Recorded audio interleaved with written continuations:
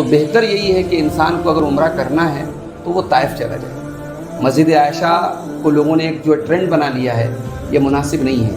حضرت عائشہ رضی اللہ تعالیٰ عنہ کے ساتھ ایک اسپیشل مسئلہ ہوا تھا کہ ان کو پیریڈ شروع ہو گئے تھے. تو اللہ کے رسول صلی اللہ علیہ وسلم نے ان سے کہا تھا کہ جب تمہارے پیریڈز ختم ہو جائیں تو تم وہاں سے مقام، اس جگہ کا نام تنعیم تھا پہلے، آپ نے کہا کہ وہاں سے تم، کیونکہ وہ جگہ حرم کے باہر تھی.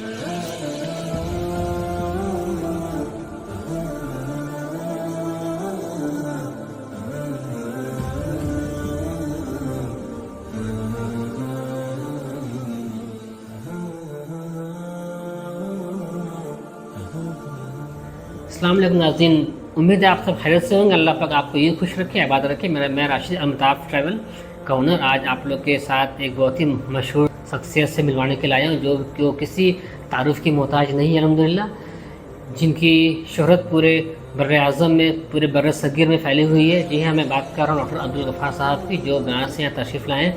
تو چلیے بلا تاخیر ان سے بات کرتے ہیں اور ان سے کچھ مسئلے مسائل کے بارے میں بات کریں گے، اور انشاءاللہ ڈاکٹر صاحب سے عمرہ کے طریقے کے بارے میں بھی سیکھیں، کیسے عمرہ کرتے ہیں. اب کچھ جو مسئلے لوگوں کے ہوتے ہیں ناظرین کے کہ عمرہ کو کیسے کریں، لون لے کے عمرہ کرنا کیسا ہوتا ہے، بہت دیگر سوال ہوتے ہیں. ان سب کے سوال میں انشاءاللہ ڈاکٹر صاحب روشنی ڈالیں گے. تو چلیے ڈاکٹر صاحب سے آپ کو تعارف کرتے ہیں. السلام علیکم صاحب. الحمدللہ، بہت اچھا لگا آپ کے آفس میں آ کے ماشاءاللہ.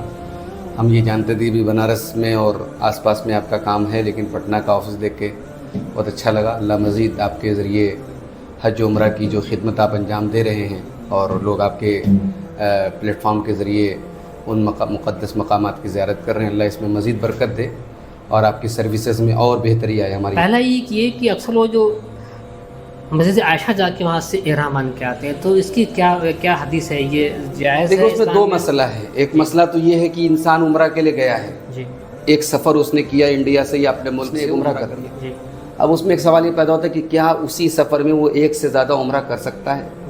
بعض علماء تو بہت شدت سے اس میں منع کرتے ہیں کہ نہیں کرنا چاہیے، اس لیے کہ نبی صلی اللہ علیہ وسلم نے ایک سفر میں ایک ہی عمرہ کیا ہے. اور بعض علماء یہ کہتے ہیں کہ بھئی کوئی ممانعت نہیں ہے، آپ صلی اللہ علیہ وسلم نے منع بھی نہیں کیا ہے. اور نبی صلی اللہ علیہ زمانے میں اور آج کے زمانے میں بہت فرق ہے.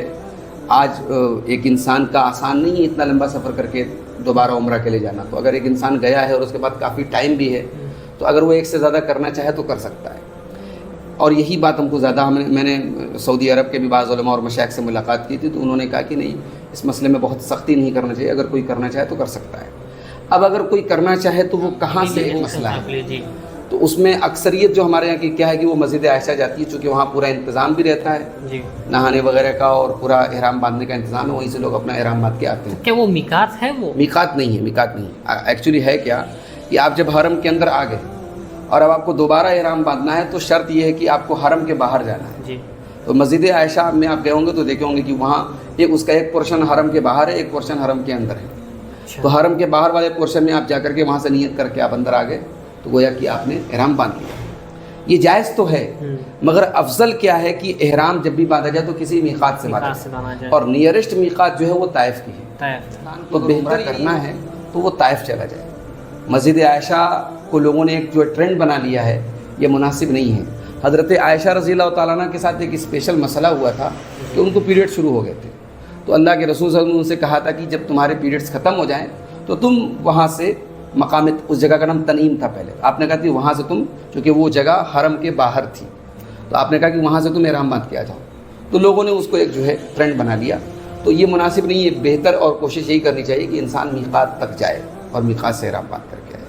اور جو لوگ بہت زیادہ ایک ہی سفر میں کرتے ہیں وہ بھی مناسب. بھائی آپ نے ایک کر لیا، ایک مان لیجیے کہ اگر آپ کے کوئی مرحوم والدین تھے یا کسی کی طرف سے آپ کی کرنے کی خواہش جو نہیں کر سکا کسی وجہ سے، آپ طواف کثرت سے کیجیے.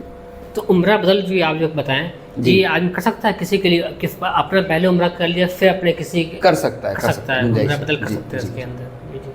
ناظرین، جیسا کہ آپ نے دیکھا کہ ڈاکٹر صاحب نے آپ کے سوالات کے جواب دیے، پھر بھی آپ کے کچھ اگر سوالات رہ گئے ہوں تو آپ ہم سے کمنٹ کر کے اپنے کوشچن پوچھ سکتے ہیں.